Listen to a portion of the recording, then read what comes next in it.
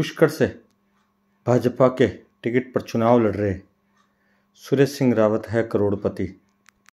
सुरेश सिंह रावत ने शनिवार को दाखिल किए अपने नामांकन में अपनी कुल संपत्ति 2,13,41,767 रुपये बताई है। अचल संपत्ति है 1,21,77,000 रुपये। इसके अलावा उनके पास एक मोटरसाइकिल, एक मकान, एक लाइसेंसी पिस्टल एवं एक राइफल है। भाजपा प्रत्याशी सुरेश सिंह रावत ने अपना नामांकन 4 सेट में जमा कराया। रिटर्निंग अधिकारी को नामांकन जमा कराते समय देहात जिला के अध्यक्ष देवीशंकर भूतड़ा, श्रवण सिंह रावत, ज्ञान सिंह रावत, पुष्कर के पालिका अध्यक्ष शिव स्वरूप महर्षि, पूर्व पालिका अध्यक्ष कमल पाठक एवं ओम प्रकाश पाराशर, राजू महावर,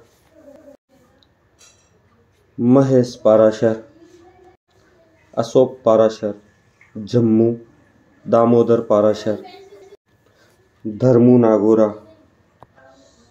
भुवनेश पाठक सहित कई लोग मौजूद थे।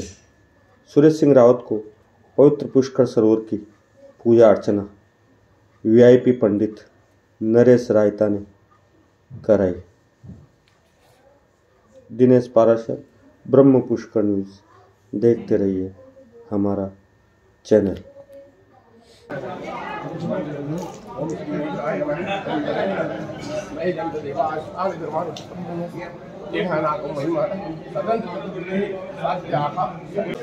किन मुद्दों को लेके जा रहे हैं चुनाव में? देखिए, आज भारतीय जनता पार्टी के प्रत्याशी के रूप में मैंने नामांकन दाखिल किया सभी कार्यकर्ताओं के साथ, आदरणीय हमारे यशस्वी जिलाध्यक्ष जी के सानिध्य में, और हमारे समस्त जनप्रतिनिधि और कार्यकर्ता ने हम रैली के रूप में यहाँ पधारे और भारतीय जनता पार्टी के प्रत्याशी के रूप में नामांकन भरा। क्योंकि लगातार मैं 2 बार यहाँ की पुष्कर की जनता ने मेरे को आशीर्वाद दे रही है और तीसरी बार भी भारतीय जनता पार्टी ने मेरे पे विश्वास जता के भारतीय जनता पार्टी का प्रत्याशी बनाया है। और मुझे इस बार पूरी उम्मीद है कि जो पिछले दो बार जो चुनाव लड़ा उससे अधिक वोटों से यहाँ पुष्कर विधानसभा की जनता मेरे को आशीर्वाद देगी। और क्योंकि मैं लगातार 2 बार यहाँ का प्रतिनिधित्व कर चुका हूँ तो इसलिए मुझे पता है कि यहाँ की क्या समस्या है, उसका समाधान भी मैंने करने का प्रयास किया। और अब जब तीसरी बार आशीर्वाद मिलेगा, क्योंकि राजस्थान में भारतीय जनता पार्टी की सरकार बनना निश्चित है, प्रचंड बहुमत से बनना निश्चित है, तो हमारे जो भी काम है, जैसे तीर्थराज पुष्कर में सरोवर में जो पानी की जो समस्या है और भी मूलभूत सुविधा है, वो सारी एक एक मेरे को ध्यान में है। और निश्चित रूप से पहले दिन से इन सभी समस्याओं के समाधान के लिए मैं काम करूँगा। प्रधानमंत्री जी कह रहे हैं कि कांग्रेस जा रही है और भाजपा आ रही है। बिल्कुल निश्चित रूप से प्रधानमंत्री जी जन भावना के अनुरूप काम करते हैं और वही बोलते हैं जो देश की जनता बोलती है। क्योंकि उनको वो सिद्ध पुरुष है, उनको पहले से ही देश की जनता का मूड और उनकी आत्मा में क्या चल रहा है वो पता लग जाता है। इसलिए निश्चित रूप से बच्चा भी ये कह रहा है कि कांग्रेस आ रही है, भाजपा आ रही है। 5 साल आप सत्ता में भी रहे, 5 साल विपक्ष में भी रहे, 10 साल आप विधायक रहे, ऐसे कौन से काम है मन में कसक होगी कि ये काम करा देता तो अच्छा? देखिए, निश्चित रूप से जो कोई भी जनप्रतिनिधि होता है तो वो काम करने का पूरा प्रयास करता है। मैंने भी भरसक प्रयास किया है।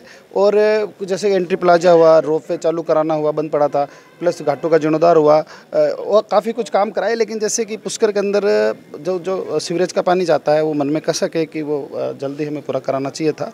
हम अब संकल्पित हैं, हम पहले भी संकल्पित था कि सरकार चली गई थी, 4 करोड़ रुपये स्वीकृत कराए तो हो नहीं पाया था।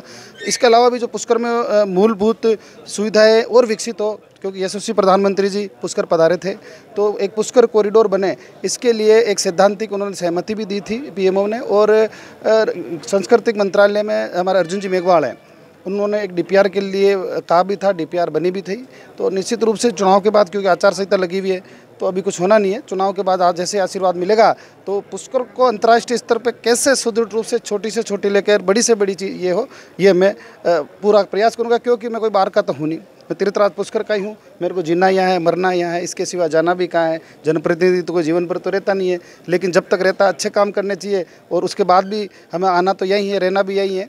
तो इसलिए हमारी आत्मा से जुड़ा हुआ है, तो निश्चित रूप से तीर्थराज पुष्कर के विकास के लिए मैं भरसक प्रयास करूँगा। इस बार आपका मुकाबला बीजेपी के बागी उम्मीदवारों से भी है जो पार्टी देखिए लोकतंत्र मानते हैं, क्या मुश्किलें चुनौती मानते हैं? देखिए लोकतांत्रिक व्यवस्था है, अलग पार्टियां होती है, अलग बहुत सारी पार्टियां हैं, वो अपने अपने उम्मीदवार उतारती है, उन्होंने उतारे हैं, उसमें कोई गलत बात भी नहीं है, सब अपना प्रयास करते हैं, करना भी चाहिए। लेकिन हमारा मुकाबला किसी से नहीं है। भारतीय जनता पार्टी का जो हमारा मतदाता है वो भारतीय जनता पार्टी के प्रति कटिबद्ध है, प्रतिबद्ध है। निश्चित रूप से हमारा किसी से कोई मुकाबला नहीं है, भारतीय जनता पार्टी एक तरफा जीतेगी, ये मुझे विश्वास है। क्या अपील करना चाहेंगे पुष्कर की जनता से? देखिए पुष्कर की जनता से मैं हाथ जोड़ के विनम्र निवेदन करना चाहता हूं कि आप भारतीय जनता पार्टी का पक्ष में मतदान करें, क्योंकि आप मेरे को 10 साल से लगातार देख रहे हैं। 10 साल के कार्यकाल के अंदर आपने देखा होगा कि मैंने न तो कोई भ्रष्टाचार का माई का लाल कोई आरोप नहीं लगा सकता, काम भी हमने खूब किया, कोई पक्षपात नहीं किया, सबको साथ लेके चला, किसी को भी आपस के अंदर लड़ा भिड़ाया नहीं। तो इसलिए हमारा पुष्कर की जनता से 10 साल से सीधा संवाद है, सीधा रिश्ता है। अब 10 साल के रिश्ते को अगर कोई 10 दिन में आके झूठे वादे करके अगर विश्वास दिलाए तो मुझे नहीं लगता कि तीर्थराज पुष्कर की जनता बहुत ही विद्वान है। यहाँ से देश और विदेश के लोग आते हैं, तो निश्चित रूप से पुष्कर की जनता मुझे फिर जनादेश देगी। देखिए क्योंकि तीर्थराज पुष्कर में हमारी आस्था है, हम छोटे से थे तब आते थे, जब हमारी माँ जब सुबह आ रहा था, जब कह रही थी कि तू छोटा था जब मैं तेरे को गोदी में लेकर डुबकी लगाती थी, तो उस समय की आस्था है। तो फार्म भरने से पहले ब्रह्म सरोवर का तीर्थराज महाराज का आशीर्वाद मिले तो मैं आशीर्वाद लेने गया था।